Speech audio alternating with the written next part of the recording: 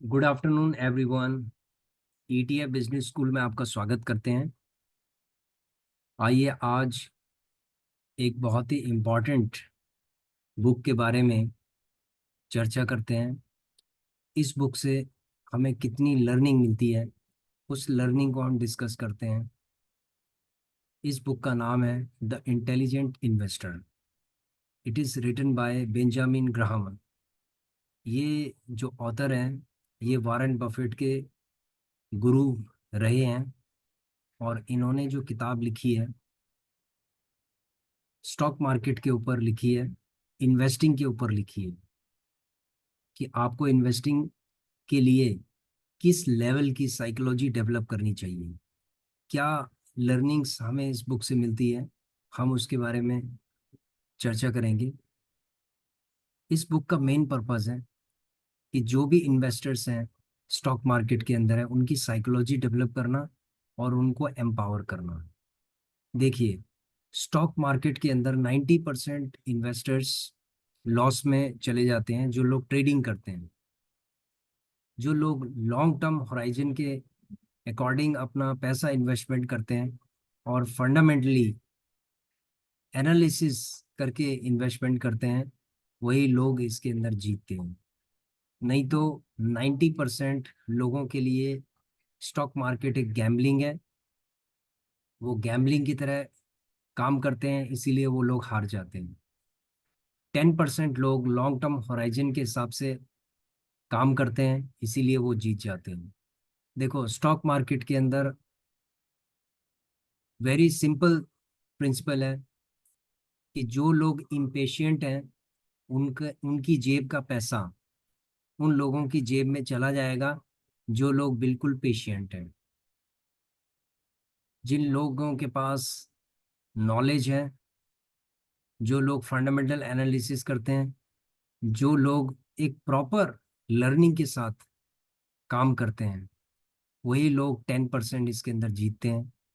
नहीं तो 90% जो लोग हैं, जो ट्रेडर हैं, ट्रेडिंग करते हैं, वो अपने इमोशंस पे कंट्रोल नहीं कर पाते हैं। शॉर्ट टर्म गेन के चक्कर में, ग्रीड के चक्कर में वो लोग अपना फंड को मार्केट को दे देते हैं। इसीलिए आपने एक डिस्क्लेमर, जब भी आप अपना डीमैट अकाउंट को ओपन करते हैं तो आपने देखा होगा कि एक डिस्क्लेमर टाइप का एक इंफॉर्मेशन आपको दी जा रही है कि 90% जो ट्रेडर्स हैं स्टॉक मार्केट के अंदर दे आर इन लॉस। उनका पोर्टफोलियो लॉस में है। लॉस में होने की वजह यही है। तो यहाँ पर बात आती है द इंटेलिजेंट इन्वेस्टर की। देखो, अगर आप एक इन्वेस्टर बनना चाहते हैं और एक इंटेलिजेंट इन्वेस्टर बनना चाहते हैं तो इसके लिए कोई भी एजुकेशन की ज़रूरत नहीं है, एकेडमिक एजुकेशन की ज़रूरत नहीं है, आपको एमबीए करने की ज़रूरत नहीं है, आपको कोई इंजीनियरिंग करने की ज़रूरत नहीं है, आपको कोई भी चार्टर्ड अकाउंटेंट बनने की ज़रूरत नहीं है, आपको कोई भी अकाउंटेंट बनने की ज़रूरत नहीं है। आपको सिर्फ और सिर्फ अपने आईक्यू लेवल को बढ़ाने की ज़रूरत है, एक समझदारी, विजडम की ज़रूरत है। क्योंकि इंटेलिजेंट इन्वेस्टर वही है जो पूरे विजडम के साथ अपने पैसे को इन्वेस्टमेंट करता है और लॉन्ग टर्म होराइजन के लिए करता है, वही एक इंटेलिजेंट इन्वेस्टर है। आइए चलते हैं हम, जो हमने किताब पढ़ी है उस किताब से हमने कुछ लर्निंग्स फैच की हैं। उस लर्निंग को हम आपके सामने प्रेजेंट कर रहे हैं। आइए चलते हैं हम।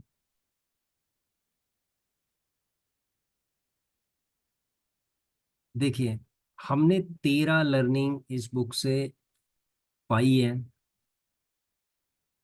पहली लर्निंग है हमारी इन्वेस्टमेंट वर्सेस स्पेकुलेशन, कि इन्वेस्टमेंट वर्सेस स्पेकुलेशन क्या चीज़ है। सेकंड लर्निंग है the concept of mister market. हर आदमी एक मिस्टर मार्केट की तरह काम कर रहा है, तो वो कंसेप्ट क्या है इसका, मिस्टर मार्केट का। मार्जिन ऑफ सेफ्टी क्या चीज़ है, वैल्यू इन्वेस्टिंग क्या है, डिफेंसिव और एंटरप्राइजिंग इन्वेस्टर्स कौन होते हैं, डाइवर्सिफिकेशन, इंट्रिंसिक वैल्यू होती क्या है, the role of emotions, emotions का रोल क्या होता है। ये 8वां जो चैप्टर है ये बहुत ही ज़्यादा इंपॉर्टेंट चैप्टर है क्योंकि ये साइकोलॉजिकल रिलेटेड चैप्टर है। और जो मैक्सिमम इंटेलिजेंट जो इन्वेस्टर है वो उसमें ये जो 8 नंबर पॉइंट है, 8th लर्निंग है, इसमें उसकी बहुत एक्सपर्टीज होती है। 9th है बॉन्ड इन्वेस्टमेंट है। 10th है द इंटेलिजेंट इन्वेस्टर्स माइंडसेट है। ये जो 10th लर्निंग है ये भी बहुत इंपॉर्टेंट है। 8th लर्निंग और 10th लर्निंग बहुत ज़्यादा इंपॉर्टेंट है। उसके बाद है सिक्योरिटी एनालिसिस है, जो सिक्योरिटी होती है उसकी एनालिसिस कैसे करते हैं। उसके बाद डिविडेंड पॉलिसी होती है इसके अंदर, और हिस्टोरिकल पर्सपेक्टिव क्या है। देखिए ये जो 13 लर्निंग्स हैं, ये द इंटेलिजेंट इन्वेस्टर से हमने फेच आउट की है, जो आपको हम प्रेजेंट कर रहे हैं। तो यही जो 13 पॉइंट है, यही हम इसके ऊपर हम चर्चा करते हैं। आइए समझते हैं हम इसको, इन्वेस्टमेंट वर्सेस स्पेकुलेशन। देखो अगर आप स्टॉक मार्केट के अंदर अभी नए नए हैं, you are the naive investor, आपको ये जो द इंटेलिजेंट इन्वेस्टर है, इस किताब को आपको पढ़ने की जरूरत है, इसको समझने की जरूरत है।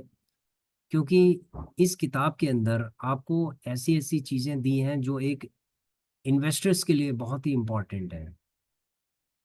ठीक है। तो हम जो लर्निंग आपके लिए लेके आए हैं, ये लर्निंग एक समरी की तरह है, लेकिन आप इस किताब को आप डिटेल में पढ़ सकते हैं और समझ सकते हैं कि अगर आप एज ए इन्वेस्टर बनना चाहते हैं तो आप इंटेलिजेंट इन्वेस्टर किस तरीके से बन सकते हैं। तो एक इंटेलिजेंट इन्वेस्टर बनने के लिए आपको पता होना चाहिए कि इन्वेस्टमेंट और स्पेकुलेशंस में क्या फ़र्क होता है। देखो बहुत सारे लोग ऐसे हैं जिनका ग्रीड फैक्टर बहुत ज़्यादा होता है, और वो लोग बहुत जल्दी करोड़पति बनना चाहते हैं। जनरली क्या होता है कि लोग 10,000, 20,000, 1 लाख रुपए मार्क लेके आते हैं। वो लोग ट्रेडिंग करना स्टार्ट कर देते हैं और स्पेकुलेशन करना स्टार्ट कर देते हैं और अपना सारा पैसा मार्केट के अंदर ख़त्म कर देते हैं।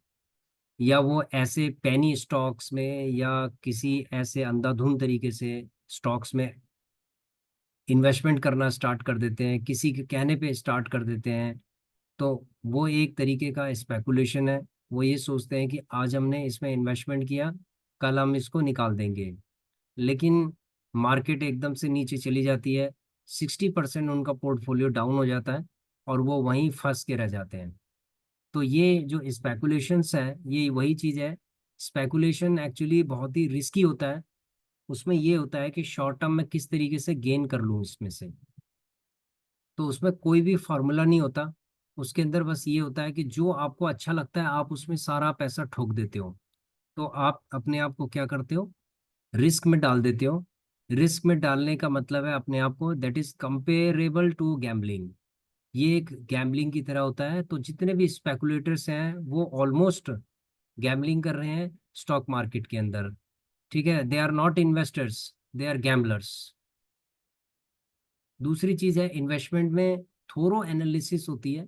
किसी भी स्टॉक के बारे में या ईटीएफ के बारे में या कोई भी इन्वेस्टमेंट है स्टॉक मार्केट के अंदर, उसके बारे में एक थोरो एनालिसिस की जाती है। थोरो एनालिसिस के अंदर बहुत सारी चीजें आती हैं, जैसे फंडामेंटल एनालिसिस हो गया, टेक्निकल एनालिसिस हो गया, उस स्पेसिफिक सेक्टर के बारे में, उस स्पेसिफिक स्टॉक के बारे में, ईटीएफ के बारे में। उसके बाद नेक्स्ट पॉइंट है प्रोमिसेस ऑफ सेफ्टी और प्रिंसिपल।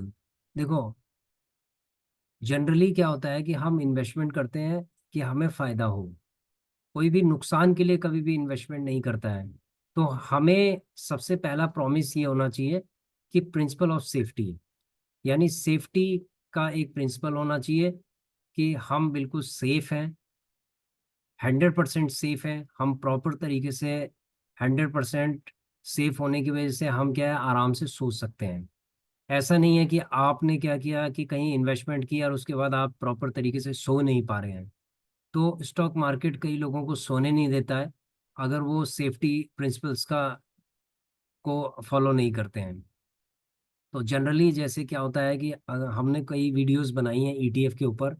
ईटीएफ में इन्वेस्टमेंट 100% ऑलमोस्ट सेफ है, और यही एक प्रॉमिस होता है हम हमें अपने आप से, कि हम एक प्रिंसिपल ऑफ सेफ्टी का हम यूज करते हैं। Ensure adequate return. देखो रिटर्न कितना होना चाहिए, क्या होना चाहिए, डिपेंड्स अपॉन योर इन्वेस्टमेंट। आपका फंडामेंटल एनालिसिस, टेक्निकल एनालिसिस, जो भी आपकी एनालिसिस है उसके अकॉर्डिंग अकॉर्डिंग एडिक्वेट रिटर्न होना चाहिए। ऐसे नहीं है कि आपने 10,000 रुपये लगाया और आपको 1 लाख रुपए चाहिए। देखो, ये परसेंटेज ऑफ कैलकुलेशंस है, आपको इसको कंपेयर करना पड़ेगा आपको एफडीज के साथ और दूसरे जो भी इन्वेस्टमेंट व्हीकल्स हैं उनके साथ आपको कंपेयर करना पड़ेगा कि वो कितना रिटर्न दे सकते हैं एनुअली और हम कितना एनुअली हम ले सकते हैं। जैसे सपोज ईटीएफ है, तो ईटीएफ, कई ऐसे ईटीएफ हैं जो 1 साल के अंदर 100% का भी रिटर्न दे रहे हैं, लेकिन हमें इस चीज को नहीं देखना है कि अब हमें 100% ही रिटर्न चाहिए। देखो, कई ईटीएफ हैं जो 15% का रिटर्न दे रहे हैं, कई 20% का दे रहे हैं, 50% का रिटर्न दे रहे हैं। तो हमें एक एवरेज एडिक्वेट रिटर्न इंश्योर करना है कि इतना रिटर्न हमें मिलना चाहिए, ठीक है, इन्वेस्टमेंट के अगेंस्ट में। अगर आपको लगता है कि एडिक्वेट रिटर्न के लिए आप इंश्योर नहीं कर पा रहे हैं, इसका मतलब है कि आपकी फंडामेंटल और टेक्निकल एनालिसिस को आपको इम्प्रूव करने की जरूरत है। आपको उसको थोरो एनालिसिस करने की जरूरत है उस स्टॉक या उस सेक्टर के बारे में। अगर आपको बिल्कुल भी आप ब्लाइंड हैं, आपको समझ भी नहीं आ रहा क्या करना है क्या नहीं करना है, तो आप म्यूचुअल फंड में जा सकते हैं या आप अपने फंड की एफडी करा सकते हैं। ठीक है, आप अपने फंड की एफडी करा दीजिए। अगर आपके पास ज़्यादा फंड है, मान लीजिए आपके पास 10 लाख का फंड है, 20 लाख का फंड है, जो भी फंड है, तो आप सबसे पहले आप उसको एफडी कराएं एडिक्वेट, ताकि रिटर्न मिले। और जो रिटर्न मिले उसको आप स्टॉक मार्केट के अंदर इन्वेस्टमेंट करें, उससे आप प्ले कर सकते हैं। नहीं तो आपका जो फंड है, अगर वो आप आंख बंद करके अपने फंड को लगा देंगे, इतने बड़े फंड को, और वो 60% 80% नीचे चला गया, तो ये समझ लो कि आपका खेल खत्म हो गया। ठीक है, तो इन्वेस्टर बनने से पहले आपको इन्वेस्टमेंट और स्पेकुलेशंस के बारे में पता होना चाहिए। कंसेप्ट ऑफ मिस्टर मार्केट, देखिए हर आदमी एक मिस्टर मार्केट है। जो आदमी मार्केट के अंदर काम कर रहा है वो एक हाइपोथेटिकल इन्वेस्टर की तरह है कि भाई मैं एक, सपोज एक इन्वेस्टर है, वो बहुत सारे स्टॉक्स के बारे में एनालिसिस कर रहा है कि ये स्टॉक यहाँ जा सकता है, ये स्टॉक यहाँ जा सकता है। इसको हाइपोथेटिकल एनालिसिस चल रही है सारी। तो जितने भी लोग जो हाइपोथेटिकल एनालिसिस करते हैं वो सारे हाइपोथेटिकल इन्वेस्टर्स हैं। वो लोग सपनों की दुनिया में जीते हैं कि ये यहाँ जा सकता है, ये यहाँ जा सकता है, ये यहाँ जा सकता है। कोई भी स्टॉक को पिक करके वो लोग अंदाजा लगाना स्टार्ट कर देते हैं। तो ये सब जो है बिल्कुल मतलब हम ये कहेंगे कि हाइपोथेटिकल है। बी प्रैक्टिकल, मिस्टर मार्केट को प्रैक्टिकल होना होगा इसके लिए। प्रोन टू मूड स्विंग्स, जो मूड स्विंग है, देखो होता क्या है कि आपको क्या चीज़ अच्छी लग रही है, आप खुश हैं, तो आप क्या कर रहे हैं, ज़्यादा इन्वेस्टमेंट कर रहे हैं किसी चीज़ में, और किसी चीज़ में आप कम कर रहे हैं। तो ये जो मिस्टर मार्केट है इसका मूड स्विंग होता है, इसका मूड करता है कि ये किसी स्पेसिफिक सेक्टर के अंदर ज़्यादा इन्वेस्टमेंट कर देता है और किसी के अंदर कम करता है। तो इसका कोई प्लान नहीं है, कोई कुछ नहीं है, बस इन्वेस्टमेंट करनी है जहां उसको अच्छा लगता है। तीसरी चीज है समटाइम्स ओवरली ऑप्टिमिस्टिक। कई बार किसी सेक्टर के प्रति या स्टॉक मार्केट के प्रति बहुत ज्यादा ऑप्टिमिस्टिक हो जाते हैं कि हमें स्टॉक मार्केट के अंदर इन्वेस्टमेंट करना है, मार्केट बहुत ऊपर चली जाएगी, बहुत ऊपर चली जाएगी, 4 गुना हो जाएगी, 10 गुना हो जाएगी, 100 गुना हो जाएगी, 1,000% का रिटर्न दे सकती है मार्केट। तो मार्केट को ये ओवरली ऑप्टिमिस्टिक समझना स्टार्ट कर देते हैं। और कई बार ऐसा होता है कि मार्केट को ओवरली पेसिमिस्टिक स्टार्ट कर देते हैं। जब उनको लॉस होता है तो वो लोग कहते हैं कि मार्केट में कोई नहीं जीत सकता, मार्केट गैम्बलिंग है, मार्केट के अंदर काम करना बिल्कुल बेकार है। तो they will spread the negativity of the market when they incur the loss, and they when they incur the profit, then they become more optimistic। और वो दोनों, वो दूसरों को भी सजेशन करना स्टार्ट कर देते हैं, अपने प्रॉफिट दिखाना स्टार्ट कर देते हैं कि हमें इतना प्रॉफिट हो रहा है, आप लोग भी इन्वेस्टमेंट कीजिए। की टेक अवे है, don't follow the mister markets emotional swing. देखो, कभी भी इमोशनल स्विंग में हमें कोई भी इन्वेस्टमेंट नहीं करनी चाहिए, number one. Number two, take advantage of market fluctuations. जब मार्केट में, देखो वॉरेन बफेट ने कहा है कि जब मार्केट नीचे गिर रही हो, लोग डर रहे हो, बहुत ज़्यादा डर का माहौल हो, तो वहां पर जो फंडामेंटली जो स्ट्रॉन्ग स्टॉक्स हैं या ईटीएफ्स हैं, इंडेक्सेस हैं, उनके ऊपर आपको पिक करना है, वहां पर आपको पिक करना है। और जब मार्केट में बहुत ज़्यादा तेजी हो तो वहां पर हमें सेल करना है, वहां पर हमें कोई भी बाइंग अपॉर्चुनिटी नहीं देखनी है। नहीं तो क्या होगा कि वहां पर जहां पर हमने लिया है टॉप में, तो वहां पर अगर हम लेंगे और 30% नीचे गिर गए मार्केट सपोज, तो क्या होगा, उस फ्लक्चुएशंस में हमें लॉस हो जाएगा। तो try to understand the fluctuations of the market and take advantage. तो ये एक इंटेलिजेंट इन्वेस्टर्स की पहचान है। Margin of safety, buying securities at the price significantly below their intrinsic value. देखो, इंट्रिंसिक वैल्यू बहुत सी सारी चीज़ों को कवर करती है, सेक्टर को कवर करती है किसी स्टॉक की, उसके बाद उसके ब्रांड को रिप्रेजेंट करती है, तो बहुत सारी चीज़ों को रिप्रेजेंट करती है, उसकी फेस वैल्यू को करती है, उसके कैश फ्लो को करती है, उसके फंडामेंटल एनालिसिस को करती है। तो कभी कभी अपनी इंट्रिंसिक वैल्यू से जो स्टॉक्स हैं बहुत नीचे मिल रहे होते हैं, वो कौड़ी के भाव मिल रहे होते हैं, तो आपको उनको उठाना चाहिए। और उठाने के बाद जब वो ऊपर जाते हैं, जब वो हाई लेवल पे जाते हैं, तब आप उनको सेल कर सकते हैं या फिर आप उनको होल्ड कर सकते हैं। तो यहाँ पर हम अपने रिस्क को किस तरीके से मिनिमाइज कर सकते हैं, अगर हम किसी भी स्टॉक को उसकी इंट्रिंसिक वैल्यू से, जब वो प्राइस कम हो, तभी हमें उसे बाय करना चाहिए। अगला पॉइंट है वैल्यू इन्वेस्टिंग। देखो, वैल्यू इन्वेस्टिंग का प्रिंसिपल्स है कि जो भी अंडर वैल्यूड स्टॉक्स होते हैं उनको हमें पिक करना चाहिए। जैसे सपोज कोई सेक्टर है वो नीचे गिर गया है, लेकिन जो स्टॉक्स हैं वो बहुत ही स्ट्रांग हैं, जैसे विप्रो हो गया, टीसीएस हो गया, तो जब सेक्टर नीचे गिरा तो ये जो स्टॉक्स हैं ये नीचे गिर गए हैं, जबकि इनकी जो वैल्यू है ये अंडर वैल्यूड हो गए थे। तो वहां पर हमें इनको उठाना चाहिए और थोड़ा थोड़ा करके उठाना चाहिए, पिक करना चाहिए, उसके बाद हमें उनको होल्ड करना चाहिए बेस्ड ऑन फंडामेंटल एनालिसिस। देखो, किसी भी स्टॉक का फंडामेंटल एनालिसिस करना बहुत जरूरी है। अगर without fundamental analysis you must not by any stock. तीसरी चीज है कि अगर इन्वेस्टमेंट आप कर रहे हैं वैल्यू इन्वेस्टिंग में, एसआईपी मॉडल का बहुत ही इंपॉर्टेंस है कि आप लमसम में अगर कोई भी इन्वेस्टमेंट कर रहे हैं, ठीक है, तो उसमें आपको कम रिटर्न मिल सकता है, जबकि एसआईपी मॉडल पे अगर आप करते हैं तो उसमें ज़्यादा रिटर्न आपको मिल सकता है। उसका कारण ये है कि मार्केट में बहुत ही फ्लक्चुएशंस होती है, उस फ्लक्चुएशंस में एसआईपी पे आपका जो फंड है वो कंपाउंडिंग हो सकता है। की मैट्रिक्स यहाँ पर ये है कि फाइनेंशियल स्टेटमेंट देखना बहुत ज़रूरी है। अगर आप फाइनेंशियल स्टेटमेंट देख सकते हैं तो उसके अंदर क्या क्या चीज़ों को देखना चाहिए, जैसे बैलेंस शीट उसकी चेक करो, उसके बाद उसका कैश फ्लो चेक करो, उसका प्रॉफिट, एसेट, लाइबिलिटीज, ये सारी चीजें आपको चेक करनी चाहिए। उसके बाद है प्रॉफिटेबिलिटी। प्रॉफिटेबिलिटी, आपको प्रॉफिटेबिलिटी देखनी है उसकी, कि वो उसका चार्ट में आप देखिए कि कितनी प्रॉफिटेबिलिटी है इसकी। उसके बाद है फ्यूचर प्रोस्पेक्ट्स क्या है, हमें उस सेक्टर का फ्यूचर प्रोस्पेक्ट्स देखना चाहिए कि इसका फ्यूचर प्रोस्पेक्ट्स प्रोस्पेक्ट्स क्या है। किसी भी सेक्टर का जब तक आप फ्यूचर प्रोस्पेक्ट्स नहीं देखोगे तब तक आप उस स्टॉक्स के अंदर आप इन्वेस्टमेंट नहीं कर सकते। तो स्टॉक्स को इन्वेस्टमेंट करने से पहले आपको उस सेक्टर में, सबसे पहले उस सेक्टर की आपको एनालिसिस करनी चाहिए। Defensive versus enterprising investor. देखो, इन्वेस्टर दो तरीके के हैं, एक तो है डिफेंसिव और एक है एंटरप्राइजिंग।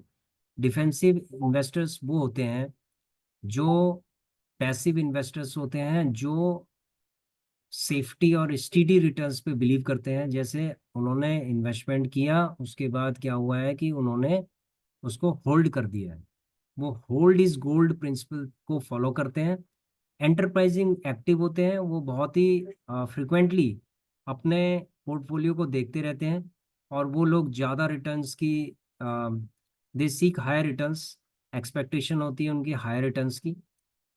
ठीक है, तो इस टाइप के जो इन्वेस्टर्स हैं वो एक्टिवली मैनेजमेंट में रिसर्च और जो मैनेजमेंट होता है, active management, they involves in active management and research. यानी वो स्टॉक्स या सेक्टर में एक्टिवली वो इन्वॉल्व होते हैं, और वो अपने पोर्टफोलियो को रीबैलेंस करते रहते हैं। पैसिव इन्वेस्टर्स होते हैं, वो अपने पोर्टफोलियो को फ्रिक्वेंटली रीबैलेंस नहीं करते हैं, यहाँ पर ये रीबैलेंस करते रहते हैं। तो ये डिफरेंस होते हैं। तो यहाँ पर हम ये कहेंगे कि देखो दोनों अलग अलग हैं। ठीक है, ये डिपेंड करता है। अब ये नहीं कह सकते कि पैसिव वाला ज़्यादा प्रॉफिट कमा सकता है या एक्टिव वाला ज़्यादा कमा सकता है। ये डिपेंड करता है कि उनकी स्ट्रैटेजी क्या है, इन्वेस्टिंग स्ट्रैटेजी। डाइवर्सिफिकेशन, ये एक बहुत ही इंपॉर्टेंट चीज़ है एक इंटेलिजेंट इन्वेस्टर्स के लिए। क्योंकि डाइवर्सिफिकेशन का मतलब है कि मल्टीपल टाइप्स ऑफ ईटीएफ्स या स्टॉक्स को अपने पोर्टफोलियो में रखने से रिस्क रिड्यूस हो जाता है, और जितने भी सिग्निफिकेंट लॉसेस हैं उनसे भी एक प्रोटेक्शन मिलती है। ठीक है, इसके अंदर स्ट्रैटेजी यही है कि वैरायटी ऑफ सेक्टर्स को देखकर और इन्वेस्टमेंट करना और उनको होल्ड करना। इंट्रिंसिक वैल्यू, देखो true worth of A stock, जो स्टॉक की एक एक्चुअल वैल्यू होती है वही एक इंट्रिंसिक वैल्यू होती है। ये बेस्ड ऑन उनकी उसकी जो अर्निंग है, डिविडेंड है, फाइनेंशियल स्ट्रेंथ है, उसकी ब्रांडिंग है, ये सब चीजों को मिला के एक इंट्रिंसिक वैल्यू बनती है।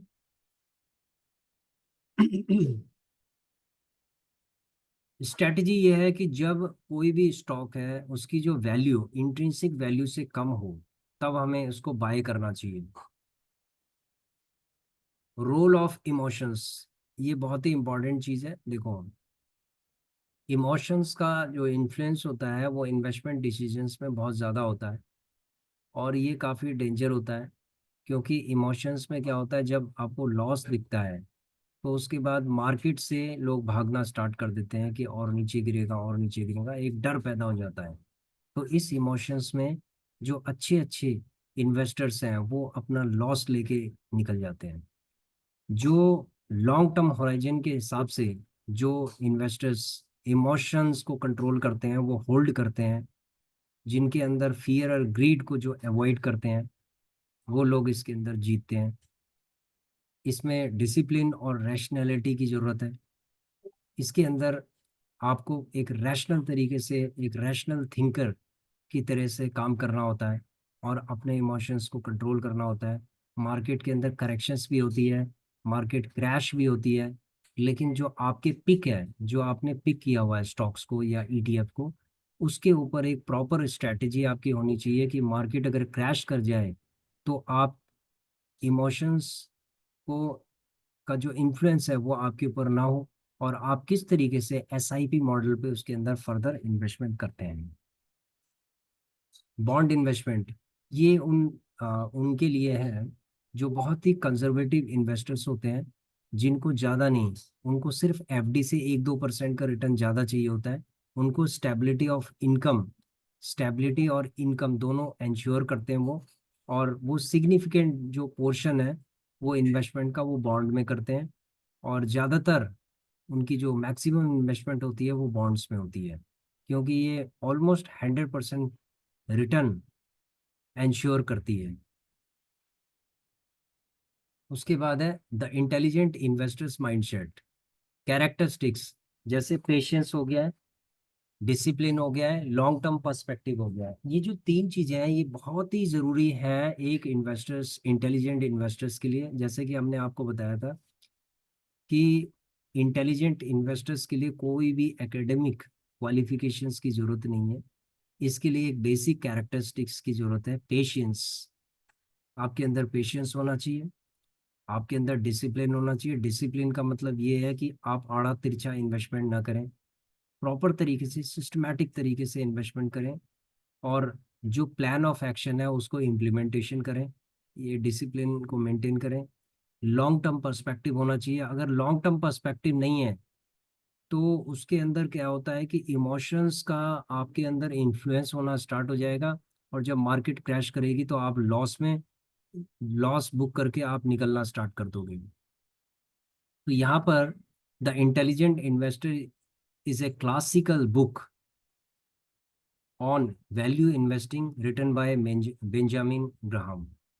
बेंजामिन ग्राहम ने एक मास्टरपीस लिखी, द इंटेलिजेंट इन्वेस्टर, जिसको हमने पढ़ा और हमने इसको इम्प्लीमेंट भी हम इसको कर रहे हैं।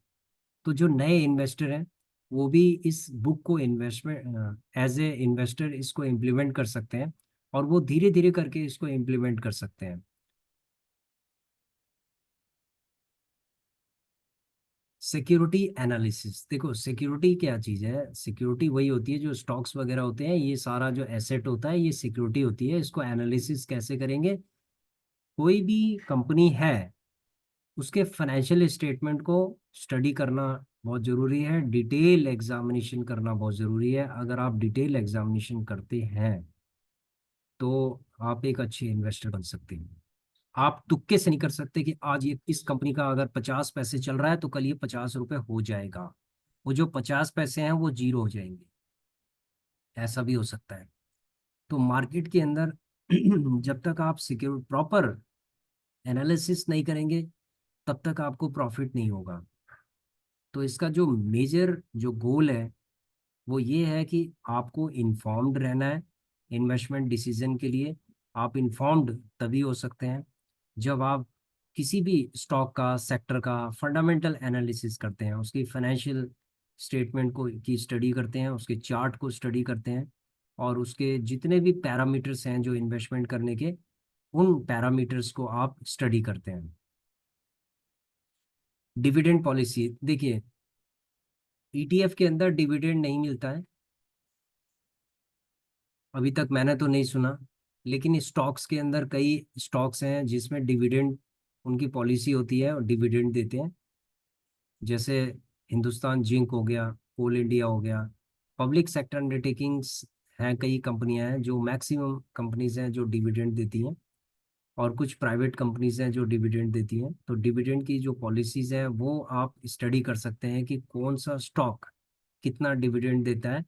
वो स्टीडी एंड इंक्रीजिंग जो डिविडेंड्स हैं, अगर किसी कंपनी का इंक्रीज हो रहा है तो इसका मतलब है कि उस कंपनी का फाइनेंशियल हेल्थ उसकी अच्छी है। और अगर वो डिविडेंड फ्लक्चुएटेड मोड में दे रहा है तो इसका मतलब है कि कुछ दिक्कत है।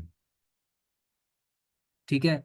तो इसमें कंसिडरेशन क्या होगा कि उस कंपनी को आपको इवेलुएट करना है कि वो किस तरीके का डिविडेंड दे रहा है, उसकी डिविडेंड कैपेसिटी क्या है, एबिलिटी क्या है उसकी डिविडेंड देने की।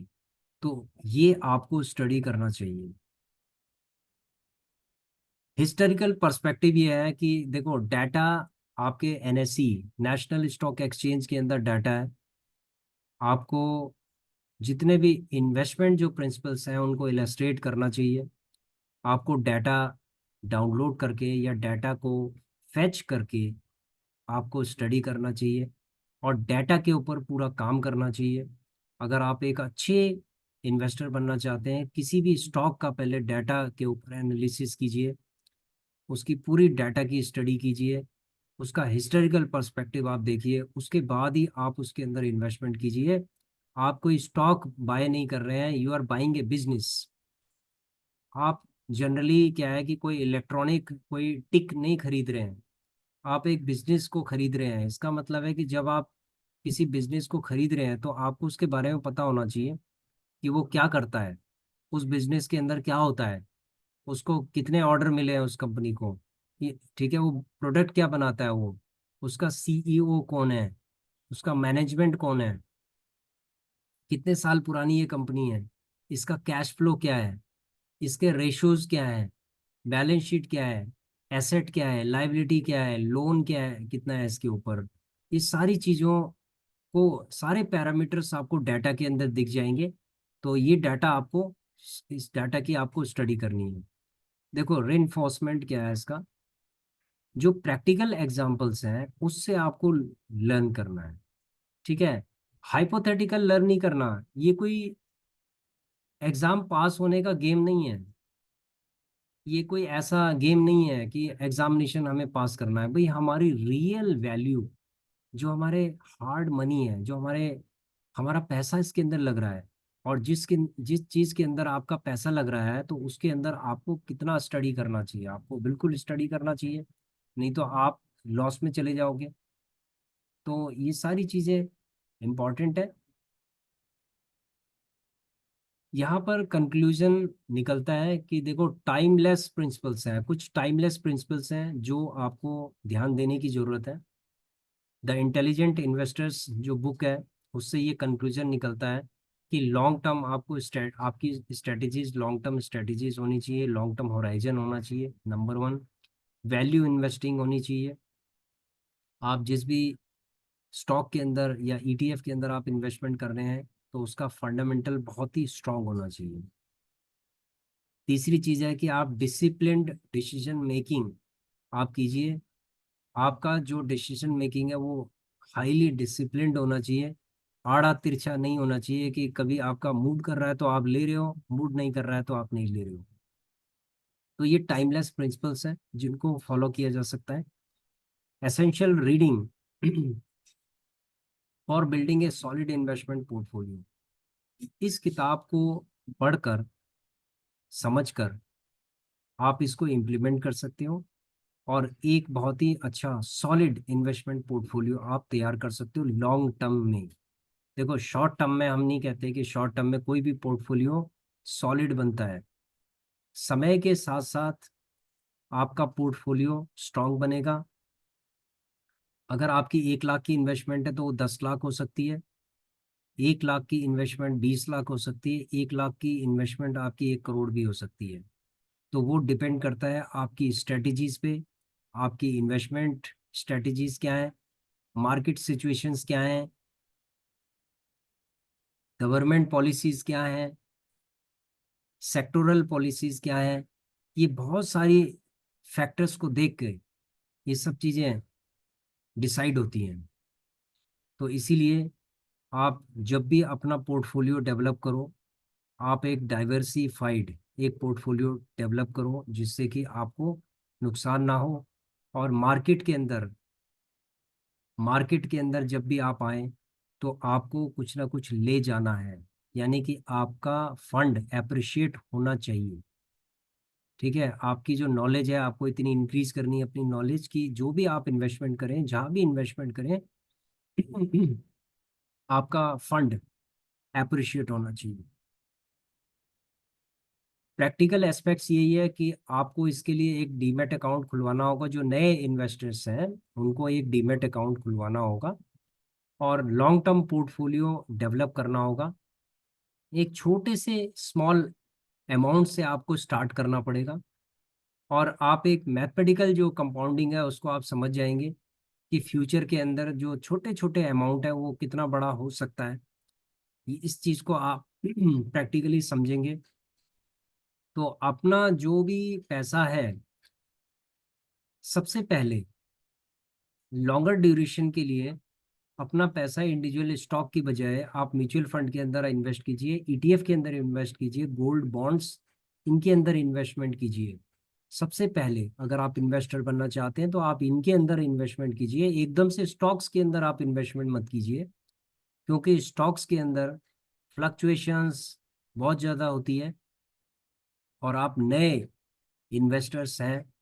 नए इन्वेस्टर्स को पहले स्टॉक्स और सेक्टर को समझना बहुत जरूरी होता है, फंडामेंटल एनालिसिस करना जरूरी होता है उनको। जो फाउंडेशन नॉलेज है वो बहुत जरूरी है। ठीक है, हम यहाँ पर लर्निंग की बात कर रहे हैं, यहाँ पर हम कोई भी एकेडमिक डिग्री लेने की बात नहीं कर रहे हैं। यहाँ पर हम प्रैक्टिकल नॉलेज लेने की बात कर रहे हैं। तो उनको स्टॉक्स के अंदर तभी इन्वेस्टमेंट करें जब उनको उनका फाउंडेशन स्ट्रांग हो जाए।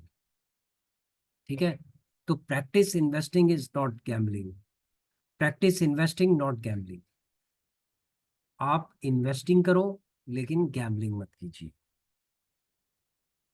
अगर आप फ्री डीमैट अकाउंट खुलवाना चाहते हैं तो ये अ, हमने एक रेफरल लिंक दिया हुआ है, आप स्टॉक में अपना खुलवा सकते हैं। और ये हमारा ईटीएफ बिजनेस स्कूल हमारा चैनल है, इसको सब्सक्राइब कीजिए और शेयर कीजिए, लाइक कीजिए। नई नई इन्फॉर्मेशन ईटीएफ के रिगार्डिंग आपको इस चैनल के माध्यम से दी जाती है। ईटीएफ बिजनेस स्कूल के माध्यम से आपको नई नई इंफॉर्मेशन दी जाती है। और आपको जो आपकी इन्वेस्टिंग जर्नी है वो हमारे साथ आप चलाते रहिए अपनी जर्नी को, और अपने पोर्टफोलियो को आप स्ट्रॉन्ग करते जाइए। ठीक है friends, thank you very much. Thanks for watching our video and this free workshop and the basic learning from the intelligent investor. Thank you.